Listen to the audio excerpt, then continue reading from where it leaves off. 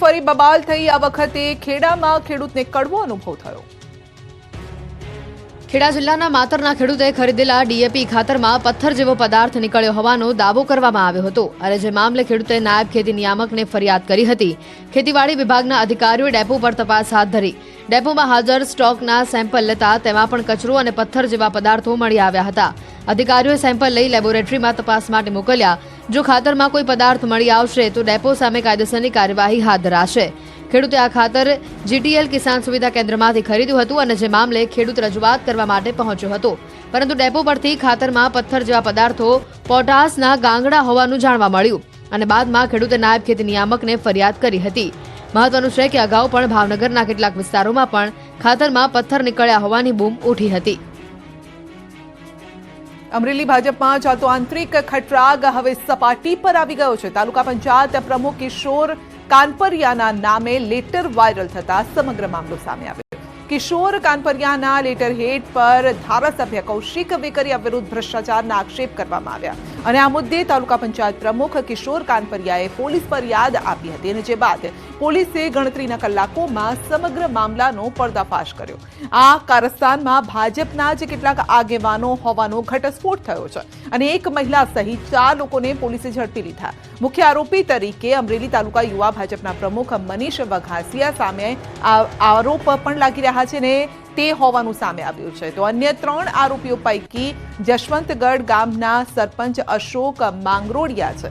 પોલીસે તમામને ઝડપી કાયદેસરની કાર્યવાહી હાથ ધરી। ભાજપના ધારાસભ્ય અને વિધાનસભામાં નાયબ મુખ્ય દંડક કૌશિક વેકરિયાને બદનામ કરવા માટે ભાજપના જ કાર્યકરોએ કાવતરું રચ્યું હતું જે સામે આવ્યું।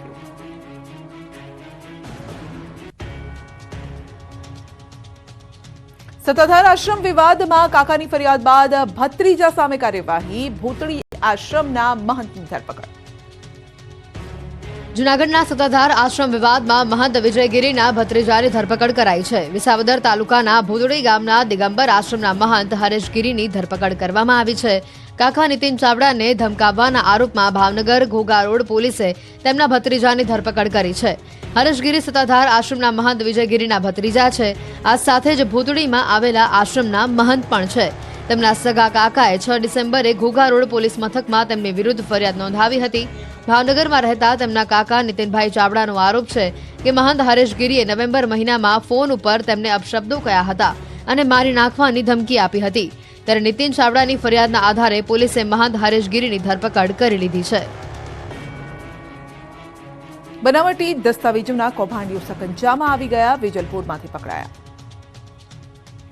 બનાવટી મિલકત વેચાણ દસ્તાવેજો દ્વારા જમીનના ગેરકાયદેસર સંપાદન સાથે સંકળાયેલા રેકેટનો પર્દાફાશ થયો, જેમાં સબ રજિસ્ટ્રાર કચેરીમાંથી કમ્પ્યુટર ઓપરેટર સુપરવાઇઝર ઝાલાની ધરપકડ કરવામાં આવી।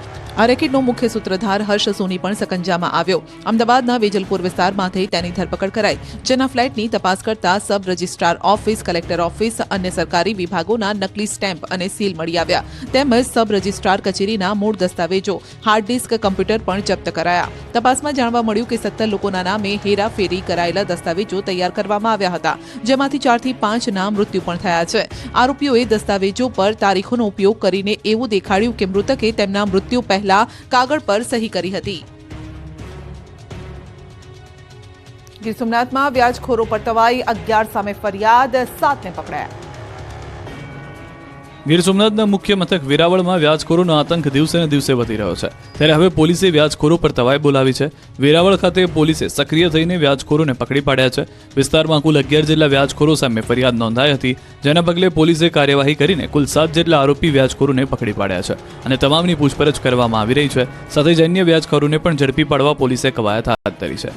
એક પરિવારે મકાન ખરીદવા 11 વ્યાજખોરો પાસેથી 83 લાખ રૂપિયા વ્યાજે લીધા હતા, જેની સામે 96 લાખથી વધારે ભરી દીધા હોવા છતાં વ્યાજખોરો પઠાણી ઉઘરાણી કરતા હતા, જેને લઈ વ્યાજખોરો ધમકી આપતા હતા, જે બાદ ફરિયાદ કરતા પોલીસે વ્યાજખોરો સામે કાર્યવાહી હાથ ધરી છે।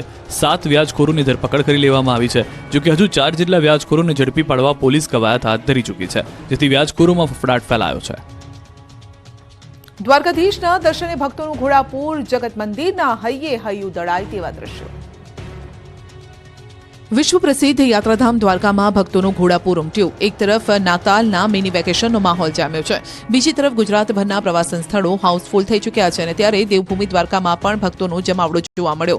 જગત મંદિર પરિસરમાં મોટી સંખ્યામાં શ્રદ્ધાળુઓ પહોંચ્યા અને દ્રશ્યોમાં જોઈ શકાય છે કે જગત મંદિરની બહાર મોટી સંખ્યામાં શ્રદ્ધાળુઓનું ઘોડાપૂર છે. બીજી તરફ સ્થાનિક વહીવટીતંત્ર દ્વારા પણ ભક્તોને કોઈપણ પ્રકારની અગવડતા ન પડે તે માટે ખાસ વ્યવસ્થા કરાઈ.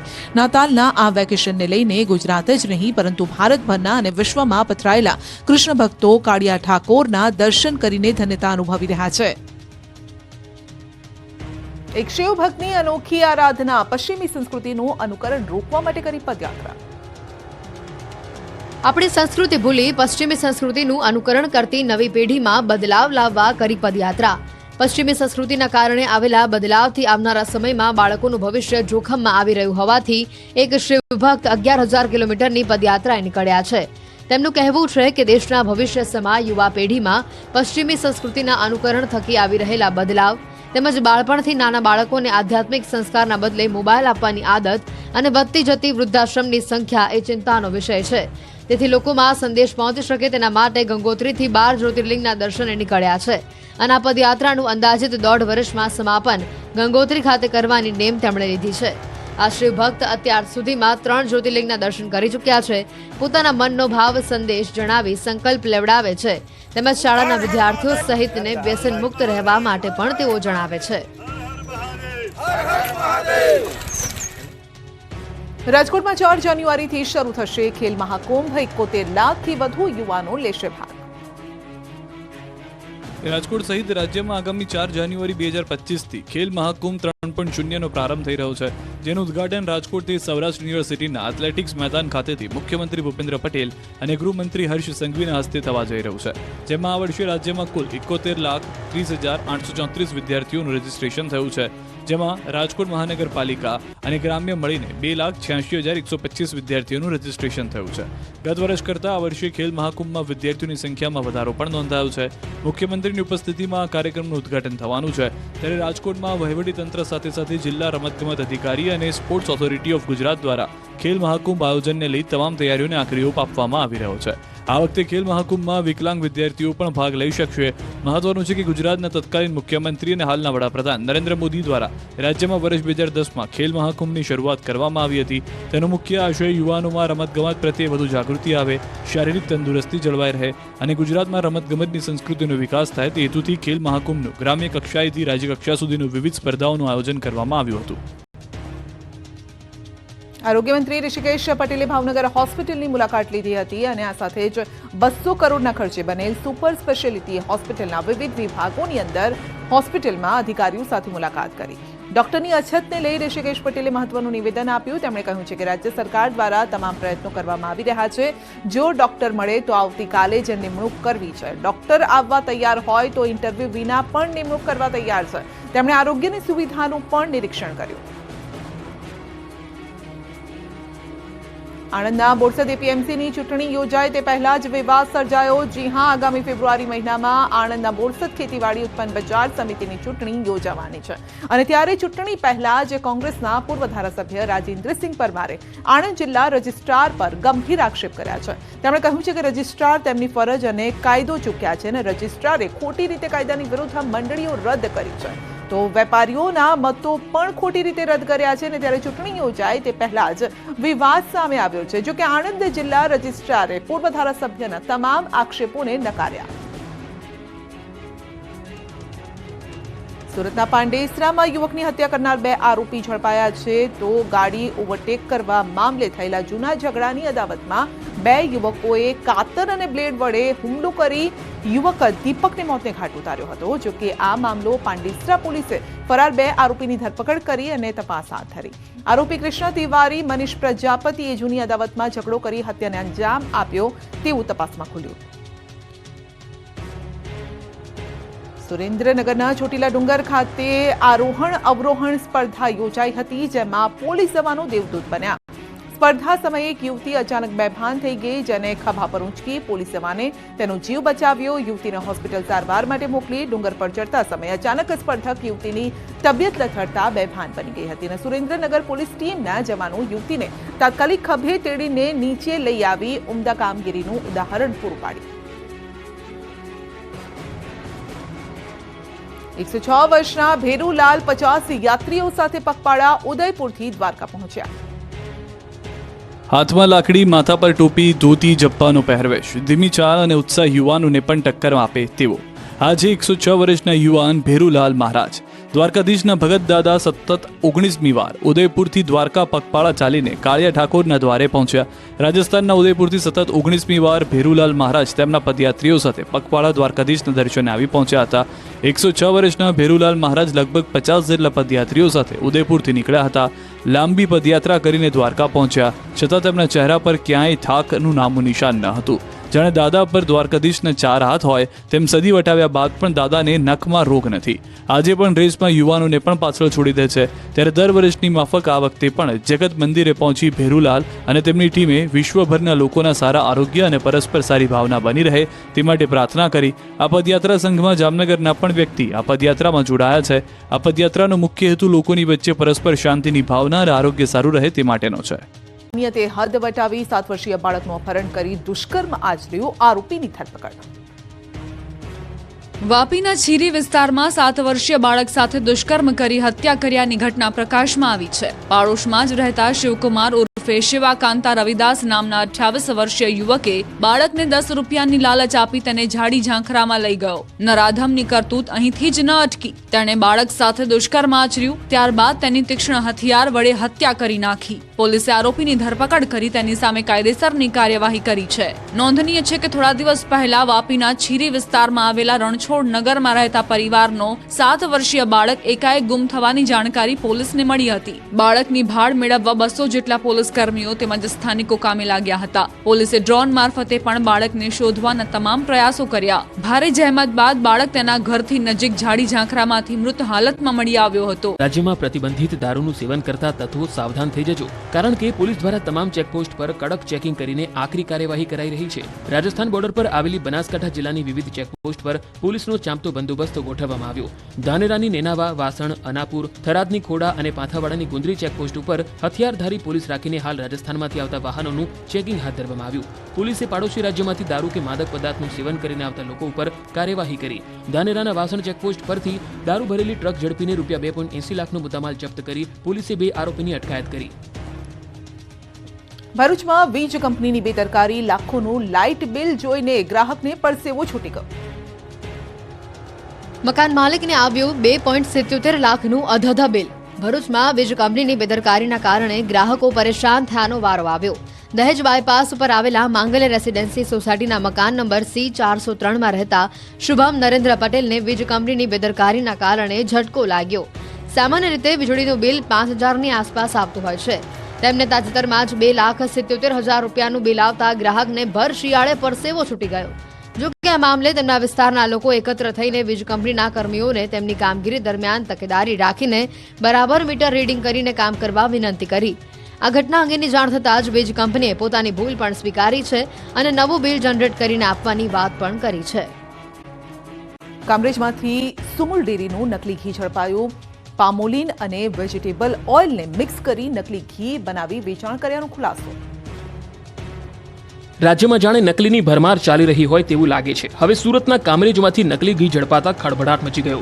પોલીસે કઠોર ગામે આવેલ માનસરોવર રેસિડેન્સીમાં દરોડા પાડી નકલી ઘી ઝડપી પાડ્યું. ફ્લેટમાંથી સુમુલ ડેરી જેવા જ પેકિંગ ધરાવતા નકલીનો વેપલો ચાલી રહ્યો હોવાનો ઘટસ્ફોટ થયો. પોલીસે હાલ એક વ્યક્તિની ધરપકડ કરી છે. પોલીસે પ્રવીણ હરખાણીને ઝડપીને ₹1 લાખ મુદ્દામાલ જપ્ત કર્યો. આ ઘટનામાં પોલીસે 4 લોકોને વોન્ટેડ જાહેર કરી કાયદેસરની કાર્યવાહી હાથ ધરી. પોલીસે ડુપ્લિકેટ સુમુલ ઘી બનાવવા તેમજ પેકિંગ માટેનું મટીરીયલ મોકલનાર સુરત ખાતે રહેતા ભાવેશ ડોબરિયા, નિલેશ સાવલિયા, પરેશ સાવલિયા અને ડુપ્લિકેટ સુમુલ ઘી ખરીદનાર વિશાલ શાહને વોન્ટેડ જાહેર કરી તપાસ તેજ કરી. પકડાયેલા લોકોની પૂછપરછમાં ખુલાસો થયો કે તેઓ પતરાના ટીનના ડબ્બામાં પામ ઓઇલ અને વેજીટેબલ ઓઇલ મિક્સ કરી નકલી ઘી બનાવતા હતા અને સુરત શહેરના અલગ અલગ વિસ્તારમાં લોકોને પધરાવતા હતા. નગરમાં સફેદ દૂધનો કાળો કારોબાર સીસીટીવીમાં કેદ થયો. દૂધમાં મિલાવટના ચોંકાવનારા દ્રશ્યો સામે આવ્યા. મહીસાગર જિલ્લામાં ડેરીમાં દૂધમાં પાણીની મિલાવટનો વિડીયો વાયરલ થયો. ખાનપુરના ખુટીલાવ ગામમાં દૂધના ટેન્કરમાં દૂધ સહકારી મંડળીના સભાસદોની હાજરીમાં કેટલીક બરણીઓમાંથી પાણીવાળું દૂધ નાખવામાં આવ્યું હતું. સમગ્ર ઘટના સીસીટીવીમાં કેદ થઈ. ડેરીના સભાસદો પોતાના આર્થિક હિત માટે ડેરીને નુકસાન પહોંચાડી રહ્યા હોવાનો ખુલાસો થયો. આ વાયરલ સીસીટીવી ફૂટેજને લઈ ન્યૂઝ 18 ગુજરાતી ખુટીલાવ ગામની ડેરીમાં જઈને કર્મચારીઓ સાથે વાતચીત પણ કર્યું, રિયાલિટી ચેક પણ કર્યું. દૂધમાં પાણી ભેળવનાર બીજું કોઈ નહીં પરંતુ ખુદ ડેરી મંડળીના ઓડિટર રહી ચૂકેલા અશોક પટેલ જ હતા. આ ખુલાસો દૂધ મંડળીના ચેરમેન હસમુખભાઈ પટેલે કર્યો અને ત્યારબાદ ન્યૂઝ 18ની ટીમ વાયરલ સીસીટીવી દ્વારા ખોટેલાવ ગામની દૂધ મંડળીમાં જઈને ડેરીમાં કામ કરતા કર્મચારીઓ સાથે પણ વાત કરે છે. ત્યારે ડેરી મંત્રી તરીકે કામ કરતા રમેશભાઈ વાયરલ સીસીટીવી અંગે નવાઈ પમાડે તેવો જવાબ આપે છે. તેમણે કહ્યું કે હું બેઠો છું ત્યાંથી કાચ વચ્ચે આવતો હોવાથી મને દૂધ ભરનાર વ્યક્તિ દેખાતા નથી. હવે તો મને તો દેખાતું નહીં, ઓછું દેખાય છે કાચમાં ઓછું દેખાય એટલે શું ખબર પડે. છાયા વાતાવરણ વચ્ચે હવામાન વિભાગની મોટી આગાહી, કહ્યું કે હવે કાતિલ ઠંડી માટે રહેજો તૈયાર. માવઠા બાદ હવે કાતિલ ઠંડીનો રાઉન્ડ. હવામાન વિભાગે કરી આગાહી. થોડા દિવસ આકાશમાં વરસાદી વાદળો ઘેરાયા. કેટલાક વિસ્તારોમાં માવઠું પણ ત્રાટક્યું. વાતાવરણ પલટાતા ખેડૂતોના જીવ અદ્ધર થઈ ગયા હતા. પરંતુ હવે ખેડૂતો માટે થોડા રાહતના સમાચાર પણ આવ્યા. હવામાન વિભાગે આગાહી કરી છે કે આગામી દિવસોમાં રાજ્યનું હવામાન સૂકું રહેશે. 24 કલાકમાં લઘુત્તમ તાપમાનમાં 2 થી 3 ડિગ્રીનો ઘટાડો જોવા મળશે, જે બાદ તાપમાનમાં કોઈ ફેરફાર જોવા નહીં મળે. રાજ્યમાં વરસાદની શક્યતા નહીવત છે.